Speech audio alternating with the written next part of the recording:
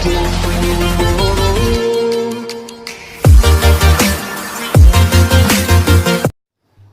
xin chào tất cả các bạn nha. Hôm nay mình sẽ hướng dẫn cho các bạn cách để thay đổi lệnh quân nha. Giờ đầu tiên ta phải vào Yachiver nè. Giờ chúng ta kiếm cái hương mục mà chúng ta lưu trữ hình ảnh chúng ta muốn sử dụng. Đây thì mình sẽ vào đó là Pictures và with art nha. Tại tấm hình mình blue with art. Đó, giờ các bạn sẽ sao chép, bạn vào bộ nhớ thiết bị Android data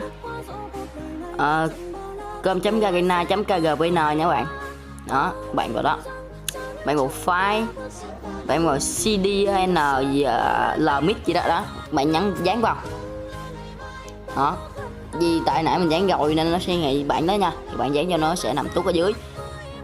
Và các bạn kiếm cho mình cái hương mục đó là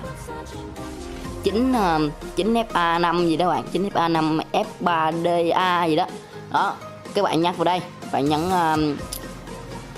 chỗ tên, bạn nháy vào màn hình khoảng 2 giây, bạn sao chép nha. Nhớ các bạn tất cả các bạn sao chép nha, thì bạn xóa đi luôn, xóa vào cho mình nha, xóa đi quyển điển nha. Và chúng ta sẽ dán chúng ta sẽ đổi tên cái hương mục này, thì bạn xóa hết cho mình, bạn xóa hết đi. Các bạn đè vào màn hình 2 giây, các bạn nhấn dán ok. Đó thì mình đã làm xong rồi. Và bây giờ mình sẽ đi vào liên quân nha các bạn. Đó, mình sẽ đi vào liên quân để cho các bạn xem hình ảnh. Ok, và đây là giao diện của liên quân.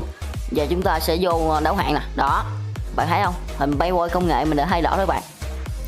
Thì rất cảm ơn các bạn đã xem video này, và thấy video này hay quên đây lại một like, một subscribe và nhớ chia sẻ clip này các bạn, để ủng hộ mình mau đạt 1000 subscribe cũng như là 4000 giờ xem trong 12 tháng nha. Thì bye bye, xin chào và hẹn gặp lại các bạn ở các clip tiếp theo. Bye bye.